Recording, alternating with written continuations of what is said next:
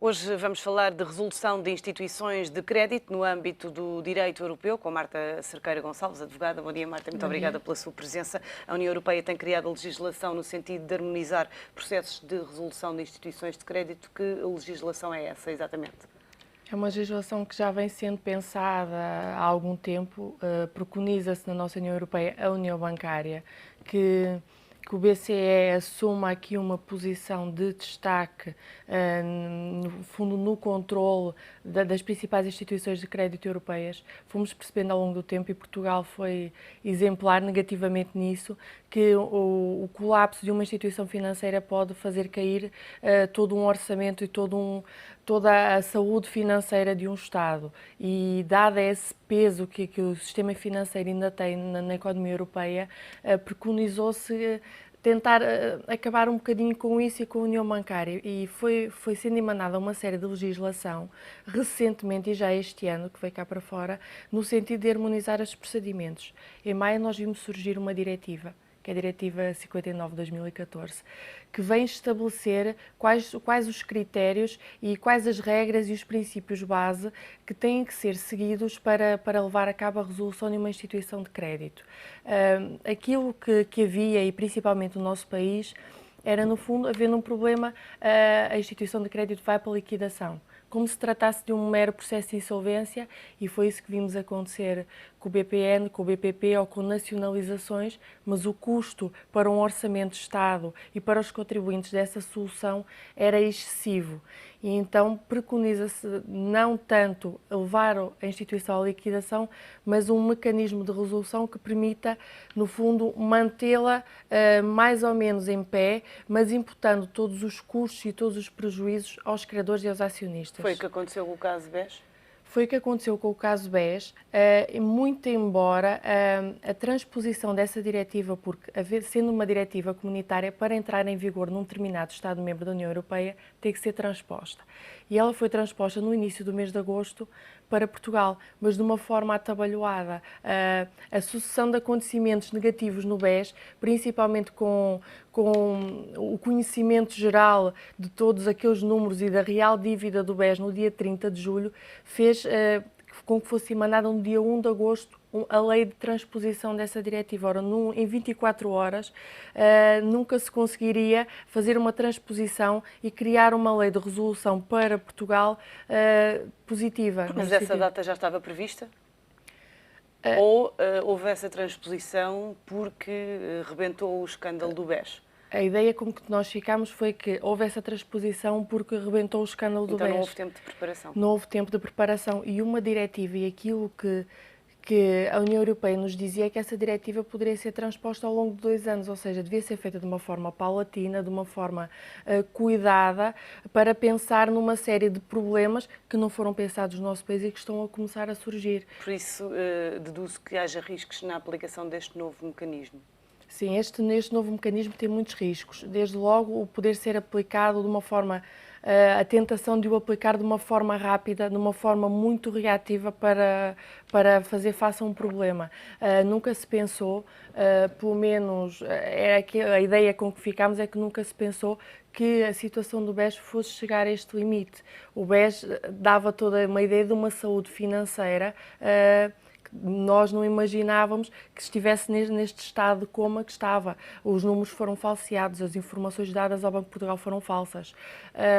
Nunca se questionou, e ontem quando eu estava a ver as notícias, alguém levantou esta questão muito bem: porque é que o BES foi dos poucos bancos nacionais que não foi ao fundo de recapitalização, quando todos os outros o foram? Porque estaria assim tão bem? Não me parece. Parece-me é que não queria que, no fundo, a Troika conseguisse fazer já ali um controle apertado das contas. Mas acabou por se saber na mesma. A verdade é que Portugal foi o primeiro país da Europa a aplicar o mecanismo no caso BES. Fomos estreantes nessa matéria. A legislação não terá sido aplicada corretamente, tendo em conta a rapidez do processo? Fomos maus estreantes. A própria diretiva comunitária colide com aquilo que nós chamamos a Carta dos Direitos Fundamentais da União Europeia. Imputar e criar uma norma em que linearmente se imputa a todos os credores e acionistas da instituição todos os prejuízos pode ser perigoso. Pode ser perigoso porque temos que ver até que ponto os acionistas entraram naquele jogo. Toda a gente fala que os acionistas e que o mercado das sabem ações que correm riscos é um mercado ao de risco. investir em ações. É um mercado de risco, é verdade, mas não obstante ser um mercado de risco, tem regras. Por isso é que nós temos um Banco de Portugal e uma CMVM. Mas, e ao nível, por exemplo, dos pequenos acionistas, é justo que paguem por estes erros todos? No meu entender, não. No meu entender, não, porque um acionista, se tiver menos de 1% de capital, que são a maioria deles, e são a maioria das pessoas que foram ao último aumento de capital com base em informações Foram falsas, induzidos em erro. foram induzidos em erro, e neste momento é-lhes completamente negado o acesso às contas do BES. E o que é que eles podem fazer, no legalmente falando? Pedir um inquérito judicial e, com base no direito europeu, a Carta dos Direitos Fundamentais da União Europeia prevê um princípio, o direito da propriedade das pessoas, ou seja, as ações são minhas, eu tenho o direito de saber em que ponto é que elas estão, se foram ou não bem negociadas, se eu fui ao mercado com base em informações falsas e saber em que ponto estão agora. Porque dizerem-me que eu vou ficar sem nada, que eu vou perder tudo e não me dão acesso sequer às contas, eu acho que qualquer acionista se Mas investe... esse acesso pode ser negado? Neste momento está a ser negado, Mas pode ser por lei? Ao nível do direito europeu não, embora a lei portuguesa... E como é que as pessoas podem mexer? É, no fundo, intentarem pedir um inquérito judicial às contas e enxertarem nessas ações um recurso prejudicial. Mas a quem é que é pedir esse inquérito judicial? Aos tribunais portugueses, mas enxertando um recurso prejudicial. Um recurso prejudicial é um meio que todos os Estados-membros da União Europeia têm ao seu dispor para pedirem que determinada questão, que até está a ser julgada e apreciada nos Estados nacionais, o seja feita ao nível do direito europeu, que seja o Tribunal de Justiça das Comunidades Europeias a perceber se aquela questão, ou se aquela lei que estamos ali a tratar, ou se determinada decisão que foi tomada está ou não a colidir com o direito comunitário, porque nós temos que respeitar o direito comunitário. E, em meu entender, e de várias pessoas com quem tenho falado, que não está a ser respeitado o direito comunitário. E ao nível da responsabilização, porque vamos imaginar que muitos desses pequenos acionistas foram convencidos ao balcão, num dos balcões, a irem ao aumento de capital. Ao nível da responsabilização, não vai haver? A lei não contempla isso? Mas tem que haver responsabilização, porque há uma série de crimes aqui. Do banco, dos funcionários em particular? Os funcionários em particular, eu estou em crer que eles próprios também foram induzidos em erro, até porque não tinham sequer poder nem acesso a determinada informação. Mas a administração do banco sabia muito bem em que ponto estavam as contas, sabiam perfeitamente e usavam de informação privilegiada para fazerem muitos negócios. Nós temos que perceber que antes da resolução muitas ações foram vendidas a um custo superior, porque é que os pequenos acionistas não tiveram acesso a esse tipo de informação. E informação privilegiada, o peculato, e há aqui uma série de crimes e de infrações ao próprio Código dos Valores Mobiliários que têm que ser investigadas. Além dos riscos para os acionistas do antigo BES, do novo modelo, existem também riscos para outras entidades? Existem. Além de existir um grande risco para os contribuintes e para o Estado português Já para não falar desse. Ver reembolsado o valor que foi investido através do Fundo de Resolução, temos-nos apercebido agora recentemente de uma outra questão que aí me parece de uma injustiça muito gravosa. Nós vimos que houve, no fundo, um corte de relações entre o BES em Portugal e o BES Angola.